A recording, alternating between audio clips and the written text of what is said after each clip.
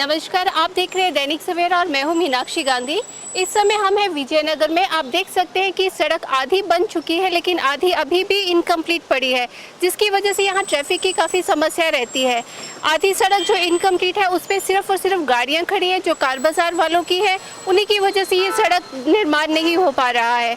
Traffic आप देख सकते हैं कि एक ही साइड से आना और एक ही साइड से जाना, उसकी वजह से यहाँ पे अक्सर एक्सीडेंट्स भी होते हैं और ट्रैफिक की समस्या तो यहाँ हमेशा ही बनी रहती है।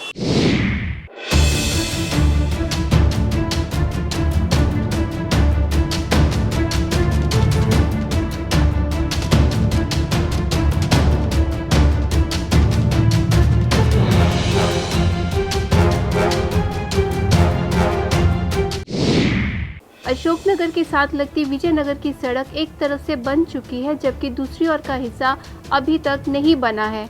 नगर निगम द्वारा अधूरी छोड़ी गई ये सड़क लोगों की परेशानियों का सबब बनी हुई है। एक साल पहले बनी इस आधी सड़क पर वाहनों की भारी संख्या में आवाजाही से ट्रैफिक जाम की समस्या बनी रहती है। दोनों तरफ की सड़क के लेवल में करीब 6 इंच का फर्क है, जिसके कारण हैवी व्हीकल्स का बैलेंस खराब हो जाता है और वे एक और पूरी तरह से झुक जाते हैं, जबकि टू व्हीलर पर जा रहे लोग दुर्घटनाग्रस्त हो जाते हैं। सड़क के जिस हिस्से का निर्माण अभी नहीं हुआ है उस भाग में बिक्री के लिए आई कारें हमेशा खड़ी रहती हैं। पिछली दिवाली तो बनी सी है, उस तो बाद वो पट के उस परली साइड बन गई, उरली साइड बनया हूँ 8-9 महीने हो गए ने। ये पिछे आए ने गौदियां ओदियां बना के चले गए ने, पहले सड़क पट के चले गए ने, उस वक्त पानी बड़ा खड़ा सी, फिर ओदियां बना के मैं ओदियां बना महीना 1.5 महीना हो गया। और इन पे कवर भी नहीं है। कवर तो कुछ नहीं है, बरसात का मौसम है, डेंगू बीमारी फैलने का पूरा लगे हुए सारे बाद च ਅਸੀਂ ਆਪ मतलब सारे चका के सीधा बराबर कराया सारा ਇੱਥੇ ਸਾਰੇ पत्थर पुत्तर रखते थे ओदियां इन्होंने पट के सारे। आपने कभी अपने काउंसलर से बात की है? कौंसलर कहता है बस फंड नहीं है कॉर्पोरेशन के पास। ਧਰਨੇ ਲਾ ਕੇ ਬੈਠੇ ਰਹੇ ਹਨ, ਧਰਨੇ ਲਗਾਏ ਇੱਥੇ, ਫਿਰ ਵੀ ਨਹੀਂ ਕੋਈ ਸੁਣਵਾਈ ਹੈਗੀ। ਮੇਅਰ ਦੇ ਆਫਿਸ ਜਾਏ 4 ਵਾਰੀ, ਨਹੀਂ ਕੋਈ ਸੁਣਵਾਈ ਨਹੀਂ ਹੈਗੀ। 15 दिन में बन जाएगी, बस इधर लारे लाई ਜਾਂਦੇ ਹੈਗੇ। ਕਾਰੋ ਬਿਲਕੁਲ ਬੰਦ ਨੇ, ਉੱਤੋਂ ਬਰਸਾਤ ਦਾ ਮੌਸਮ ਹੈ, ਬਿਮਾਰੀਆਂ ਡੇਂਗੂ ਚਿਕਨਗੁਨੀਆ ਰੋਜ਼ ਕੋਈ ਨਾ ਕੋਈ ਬੰਦਾ ਇੱਥੇ ਡਿੱਗਿਆ ਹੁੰਦਾ ਹੈ ਸਕੂਟਰ, ਕਿਉਂਕਿ ਰਾਤ ਕਾਰ ਵੀ ਚੋੜੀ ਹੁੰਦੀ ਕਿ ਸਕੂਟਰ ਤੇ ਡਿੱਗਿਆ ਹੁੰਦਾ, ਡੇਲੀ ਰੂਟੀਨ ਇਹੀ ਹੈ। तो उन्होंने पैर नीचे आ गया तो मथे डिगन तो बच गया। क्योंकि मैं देख रही हूँ सड़क का लेवल भी ऊंचा नीचा है, तो इसकी वजह से भी टू व्हीलर वालों को ज़्यादा प्रॉब्लम आती होगी। बिल्कुल बिल्कुल जी यही है। ਪਾਸੋਂ ਗੱਡੀ ਆ ਰਹੀ ਹੈ ਤੇ ਦੂਸਰੀ ਤਰਫ ਤੋਂ ਕੋਈ ਜਾ ਹੀ ਨਹੀਂ ਸਕਦੀ, ਫਿਰ ਟ੍ਰੈਫਿਕ ਜਾਮ ਹੋ ਜਾਂਦੀ ਹੈ ਤੇ ਇੱਧਰ ਬਣੇਗੀ ਤੇ ਫਿਰ ਟ੍ਰੈਫਿਕ ਖੁੱਲੇਗੀ। ਇੱਧਰ ਬਣ ਨਹੀਂ ਰਹੀ, ਸੜਕ ਬਣ ਨਹੀਂ ਰਹੀ ਕਾਫੀ ਦੇਰ ਤੋਂ। यहाँ पे आवाजाही कितनी रहती है? ਬਹੁਤ ਜ਼ਿਆਦਾ ਸਾਰੀ ਟ੍ਰੈਫਿਕ ਇੱਧਰ ਡਾਇਵਰਟ ਹੋਈ ਹੋਈ ਹੈ, ਜਿਹੜੀ ਨਕੋਦਰ ਤੋਂ ਨੂੰ ਜਾਣੀ ਹੈ। ਮੇਨ ਰੋਡ ਹੈ, ਚੱਲ ਹੀ ਨਹੀਂ ਰਹੀ। ਉੱਥੇ ਇੱਕ ਪਾਸੇ ਗੱਡੀਆਂ ਲੱਗ ਜਾਂਦੀਆਂ, ਮੁੜ ਕੇ ਨਿਕਲਣ ਦਾ ਰਸਤਾ ਹੀ ਨਹੀਂ ਰਹਿੰਦਾ। 1 ਸਾਲ ਤੋਂ ਪੂਰੀ ਪ੍ਰੋਬਲਮ ਹੈ। ਬਿਲਕੁਲ ਬੁਰਾ ਹਾਲ ਹੋਇਆ ਪਿਆ, ਹੁਣ ਤੁਹਾਡੇ ਸਾਹਮਣੇ ਹੀ ਹੈ ਜੋ ਵੀ ਹੈ। ਕੁਝ ਕਾਰਵਾਈ ਨਹੀਂ ਕਰ ਰਹੇ, ਕਾਫੀ ਦੇਰ ਤੋਂ ਕੋਸ਼ਿਸ਼ ਕਰ ਰਹੇ ਇਹਨਾਂ ਦੀ ਕਰ। यहाँ आसपास कोई पार्किंग है क्या? नहीं बिल्कुल नहीं, पार्किंग कोई भी नहीं हैगी जी। सारी बिल्कुल यही रोड ਦੀ ਕਾਰ ਲੱਗਦੀ ਜੇ ਲੱਗਦੀ ਵੀ ਹੈ ਕਿਸੇ ਤੋਂ। ਪਾਰਕਿੰਗ ਕੋਈ ਨਹੀਂ ਹੈਗੀ ਜੀ, ਪਾਰਕਿੰਗ ਨਹੀਂ ਹੈਗੀ, ਬਾਥਰੂਮ ਨਹੀਂ ਹੈਗਾ ਕਿਤੇ ਵੀ, ਐਡੀ ਵੱਡੀ ਮਾਰਕੀਟ ਕੋਈ ਬਾਥਰੂਮ ਨਹੀਂ ਹੈਗਾ, ਇੰਨੀ ਪ੍ਰੋਬਲਮ ਆਉਂਦੀ ਬਾਥਰੂਮ। ਬਣਵਾਇਆ ਜਾਵੇ, ਇੱਥੇ ਖਾਲੀ ਜਗ੍ਹਾ ਹੈਗੀ, ਇੱਥੇ ਯੂਨਲ ਬਣਾਇਆ ਜਾਵੇ, ਸਾਰੀ ਮਾਰਕੀਟ ਦੀ ਸਮੱਸਿਆ ਦਾ ਹੱਲ ਕੀਤਾ ਜਾਵੇ। वार्ड नंबर 37 में जो सड़क है वो आधी बनी है, अधूरी बनी है, आधा हिस्सा उसका रह चुका है। बताया गया कि तोड़े हुए तो 2 साल हो गए, लेकिन दिवाली पे उसका आधा हिस्सा बन गया था, वो 1 साल होने को है। उसका जो सेकंड लेन है वो बन नहीं रही है। वो थोड़ी कंट्रोवर्सी में शुरू से फंसी हुई थी सड़क। वो एक्चुअली उसमें इंक्रोचमेंट्स बहुत हैं, जो वहाँ पे कार डीलर्स हैं, उन लोगों ने अपने रैम्प्स वगैरह काफ़ी आगे बढ़ाए हुए हैं, और हम लोगों ने उन्हें बोला था कि ये सड़क तभी बनेगी जब आप अपने रैम्प्स जो हैं तोड़ के ओरिजिनल सड़क जो है खाली करेंगे। सो एक साइड का तो हो गया था, द सेकंड वन बीच में इलेक्शंस आ गए, उसकी वजह से कुछ डिले हो गया, कुछ शायद और रैम्प्स वगैरह की वजह से डिले हो गया। तो मेरी अभी 4-5 दिन पहले ही ठेकेदार से बात हुई। I think that will be started very soon.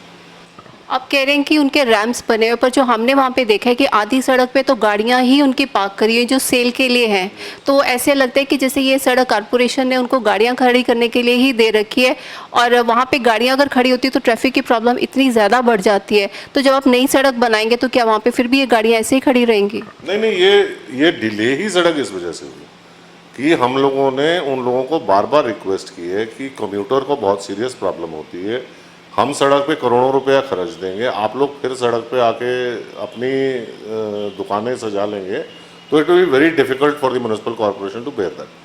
तो दे एग्री टू दैट। 2-3 बार मीटिंग हुई है वहाँ पे, उसके इनाग्रेशन से पहले मीटिंग हुई और उन्होंने एग्री किया है इस बात को कि आप सड़क बनाइए और हम लोग अपने आप पीछे चले जाएंगे। एक और सवाल, जो वहाँ के दुकानदारों ने कहा, वहाँ पे काफ़ी सारी दुकानें, मेन मार्केट है वो, तो वहाँ पे एक भी यूरिनल नहीं है, तो लोगों को उसकी वजह से बहुत परेशानी होती है। देखिए, हम लोगों ने स्वच्छ भारत के तहत बहुत आपने उचित सवाल पूछा है कि अगर डेफिकेशन फ्री सिटी बनाना है तो लोगों को पब्लिक टॉयलेट्स प्रोवाइड करने पड़ेंगे। तो हमने लगभग 2.5-3 करोड़ रुपए के प्रपोजल बना के गवर्नमेंट को भेजे थे कि हम लोग अप्रॉक्सीमेटली 40 पब्लिक टॉयलेट्स इनिशियली बनाने की बात हमने कही थी, जो हमने सुलभ से टाई अप कर लिया था कि सुलभ बनाएगा, पैसे हम देंगे, बनाएगा सुलभ और पे एंड यूज़ पे सुलभ उसको सारा टाइम के लिए मेंटेन करेगा।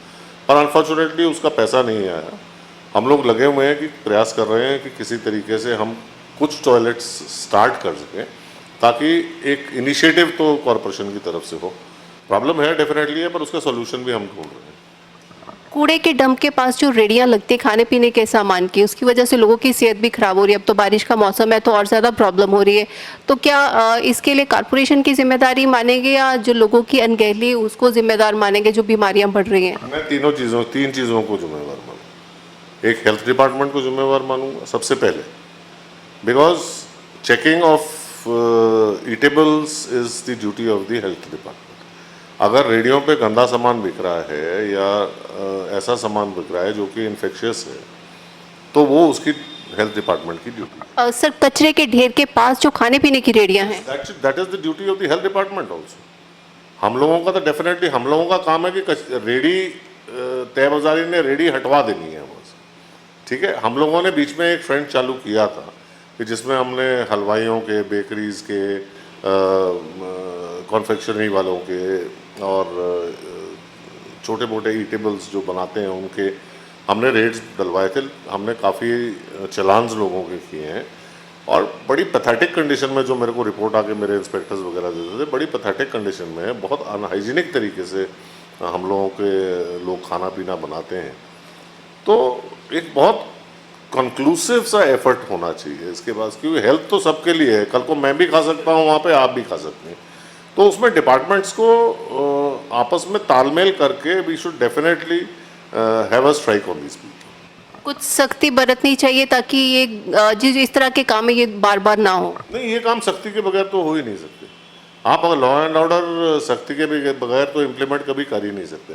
पर अनफॉर्चुनेटली हमारा सिस्टम ऐसा है कि हम लोगों का पॉलिटिकल इंटरफेरेंस बहुत होता है और मैं समझता हूँ धीरे धीरे जैसे जैसे समय बीतते जा रहा है, लोग जैसे जैसे लोगों को समझ आ रही है कि हमारी जिम्मेवारियाँ कैसी हैं, systems with the time change होंगे, पर जल्दी हों तो इट विल बी बेटर। शुक्रिया सर आपका।